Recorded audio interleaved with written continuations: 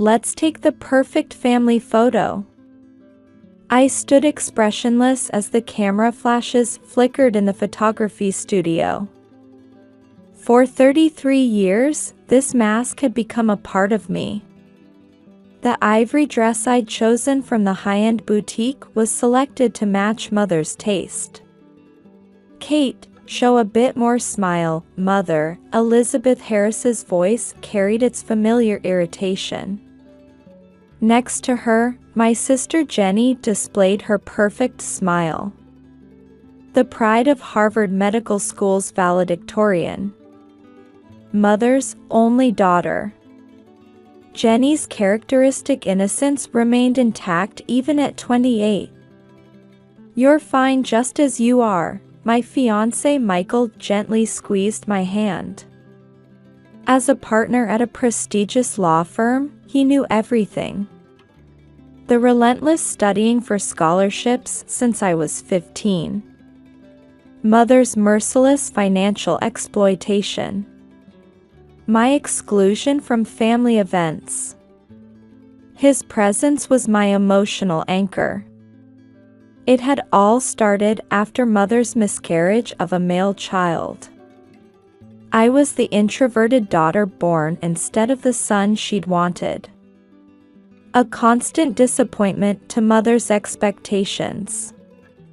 Even my position as VP at an investment bank held no value in her eyes. In contrast, Jenny, born 5 years later, was the perfect daughter who fulfilled Mother's every desire.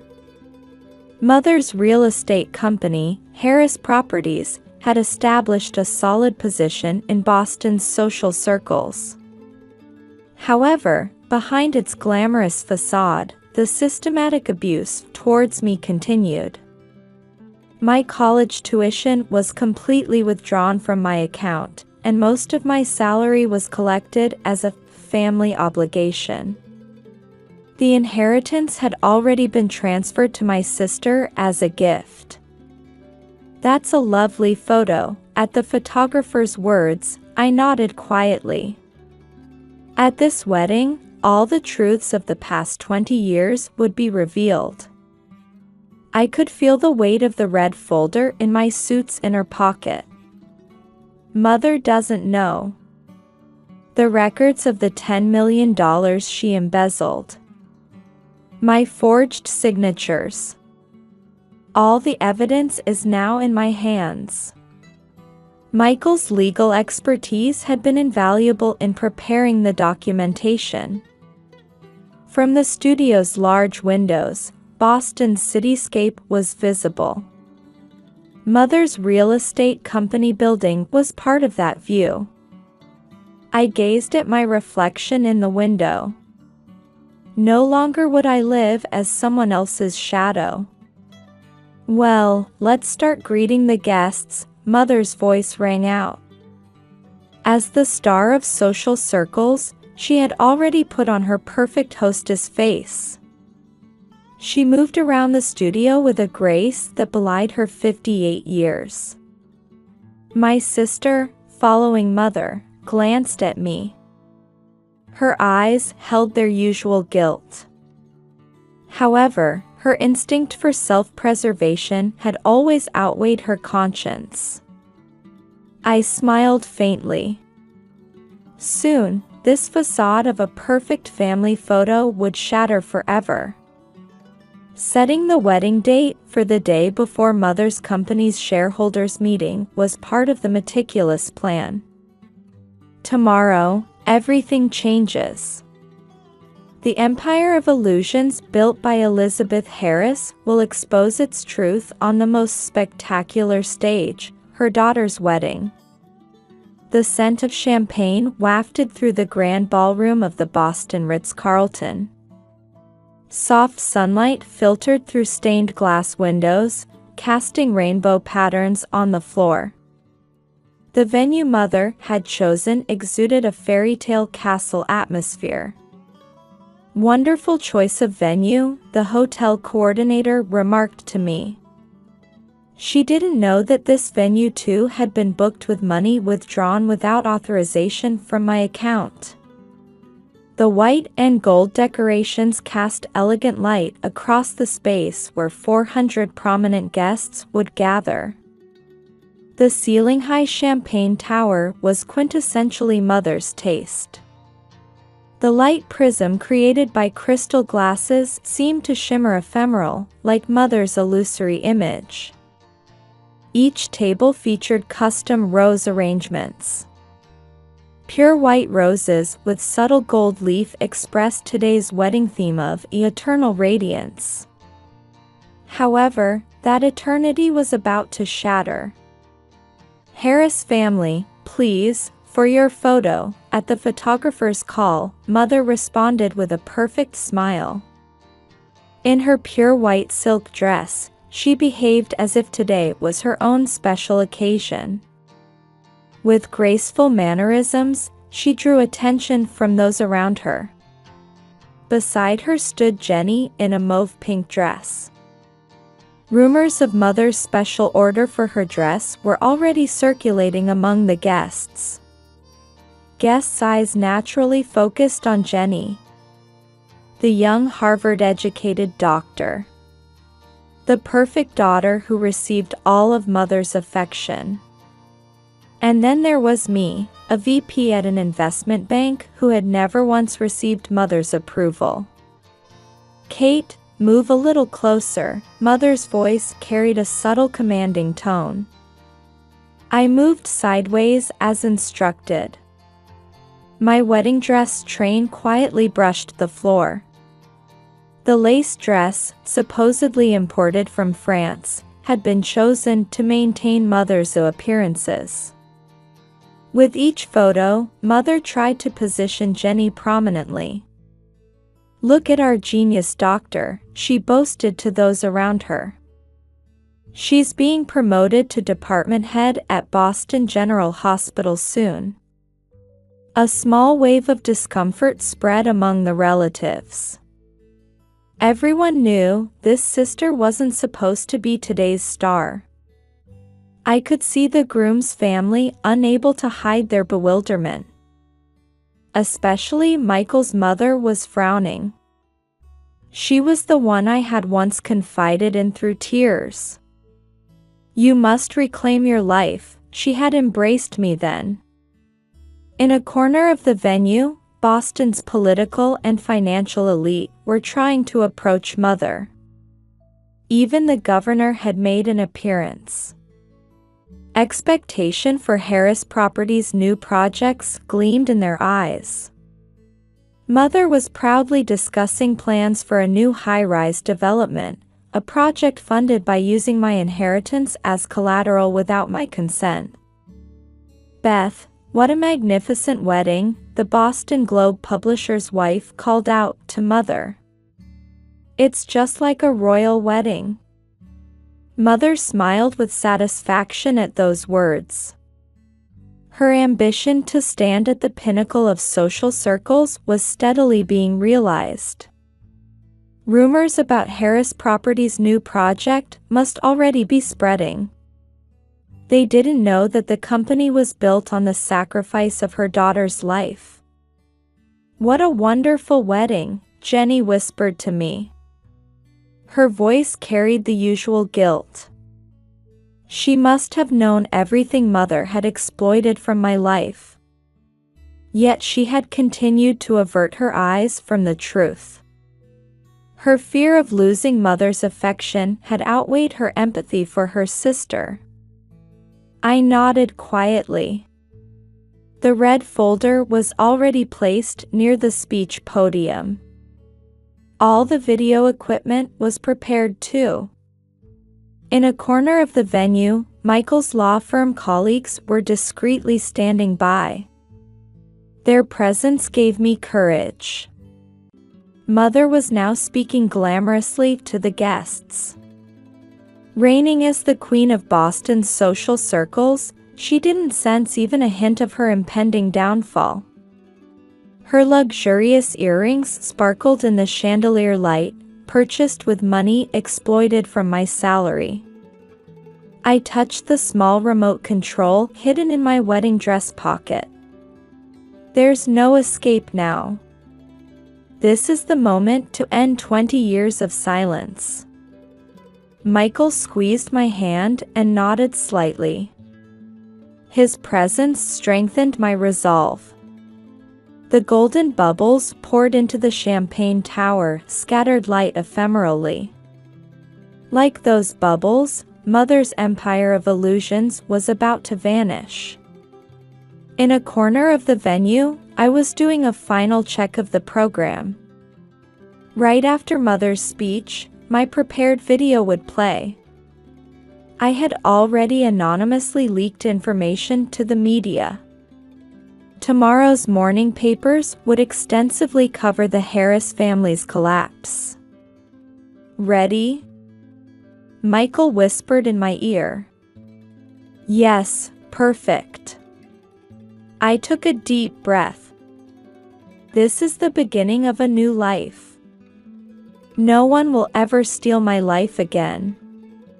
Distinguished guests, Mother's voice carrying a champagne glass resonated through the grand ballroom. Dressed in pure white silk, she captured 400 pairs of eyes with perfect poise, like a stage actress. "Thank you all for joining us today at my beloved daughter's wedding." Her gaze was directed not at me, the bride, but at my sister sitting next to her. "I'd like to introduce a special guest. My pride, my daughter, Jennifer Harris." The venue froze. It was a blatant display of discrimination and favoritism. "Jenny, you are my everything." Harvard Medical School valedictorian, and now soon-to-be department head at Boston General Hospital. My sister smiled sheepishly, but anxiety flickered in her eyes. Small murmurs arose from the groom's side. "And today, I'd like to announce a special present from me," Mother continued proudly. "I'm gifting Jenny a luxury apartment in Beverly Hills. The balcony offers a panoramic view of the Pacific." The atmosphere in the venue shifted. Small coughs were exchanged among the distinguished guests. Was this a wedding speech? Where were the blessings for the bride? "And I have one more surprise." At that moment, I quietly stood up. My wedding dress caught the light with a subtle gleam. "I have a special present too." Mother's expression tensed. She knew. She knew something was hidden in my tone. "Kate, stop this now." Mother's voice carried panic. But it was too late. I pressed the remote control button. The venue's large screen slowly descended. "Everyone, this is my wedding gift."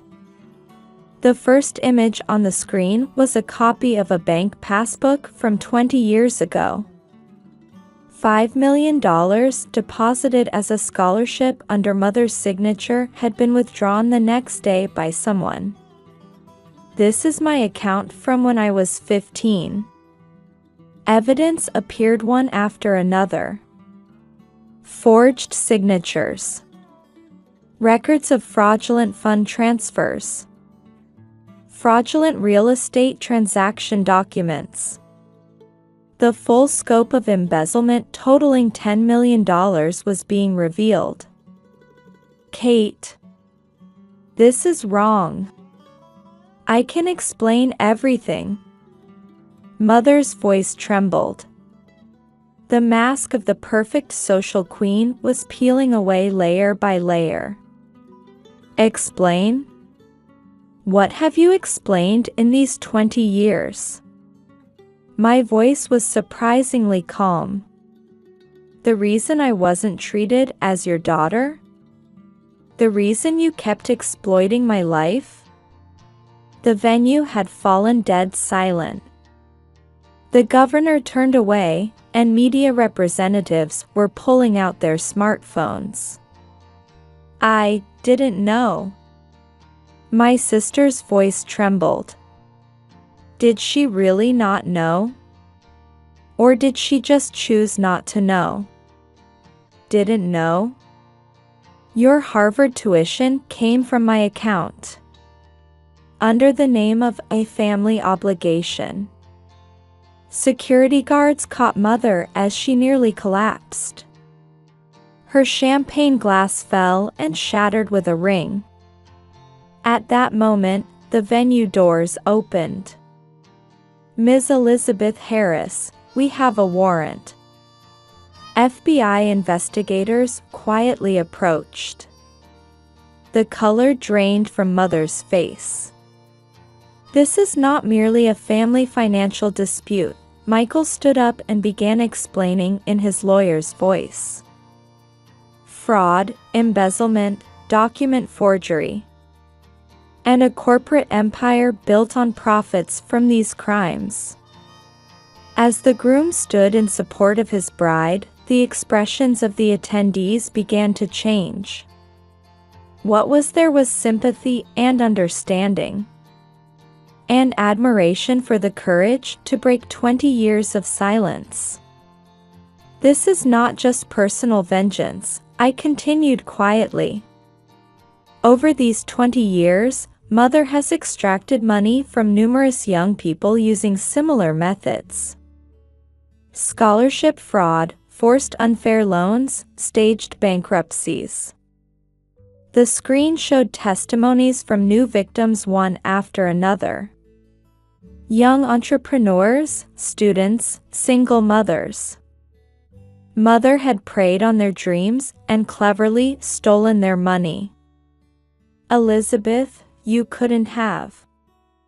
The Boston Chamber of Commerce chairman stared at Mother in disbelief. It was all pretense, wasn't it? My sister muttered, looking down at Mother.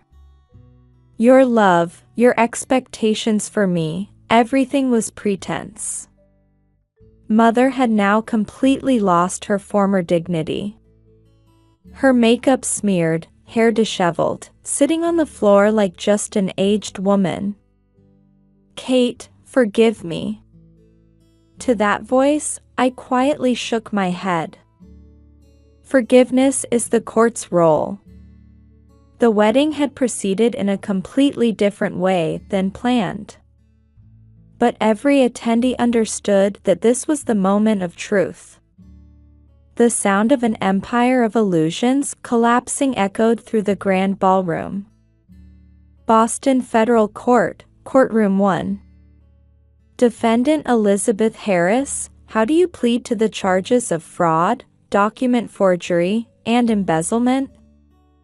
Mother, having lost her former dignity, trembled slightly in the defendant's seat. Her luxury brand suits were gone, replaced by a plain navy suit.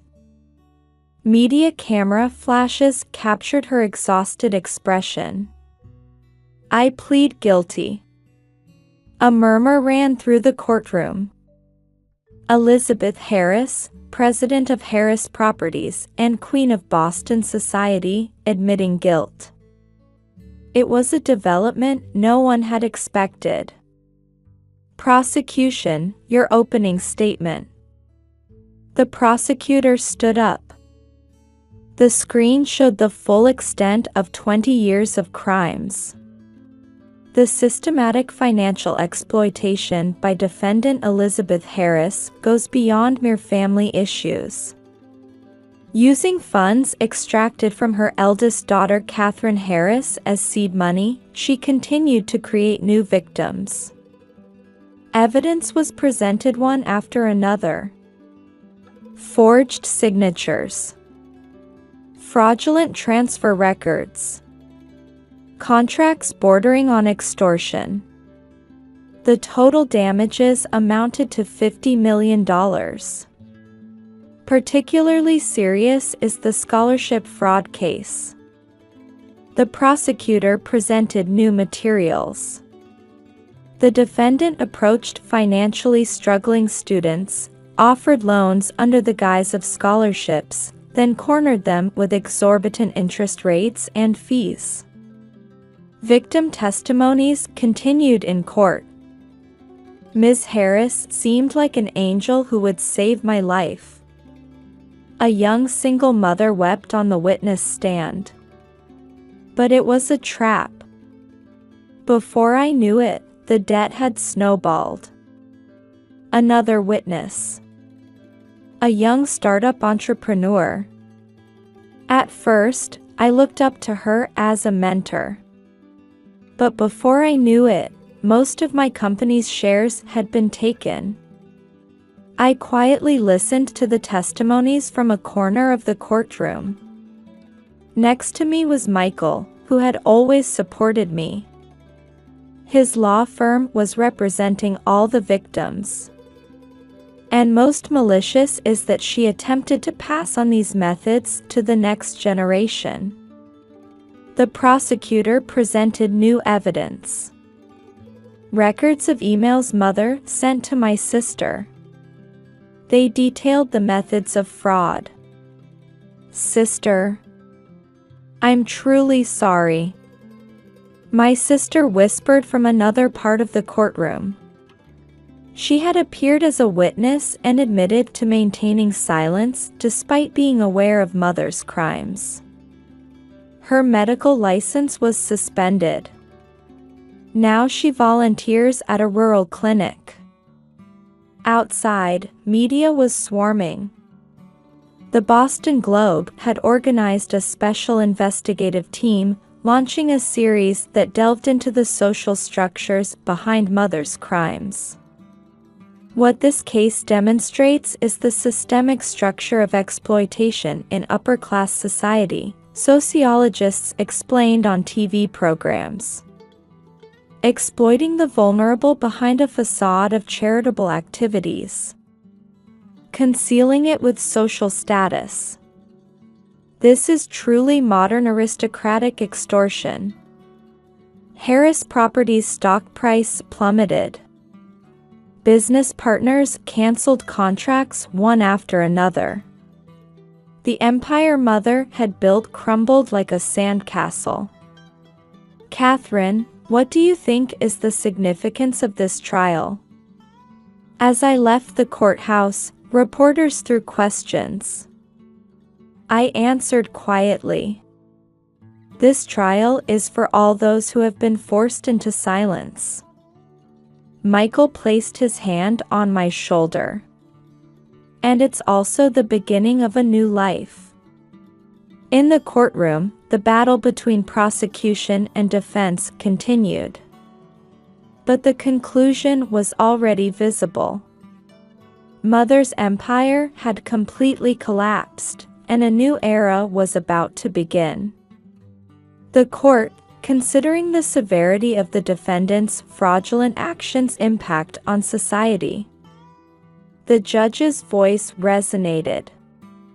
Mother just kept her head down. Her former glory was completely gone. The sentence was harsher than expected.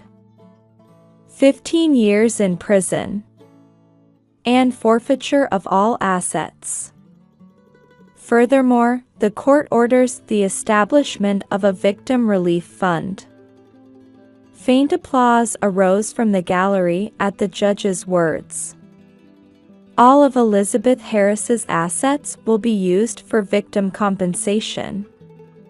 They will also fund educational programs to prevent similar victims. After the verdict, we began new activities. The establishment of the Financial Abuse Prevention Center.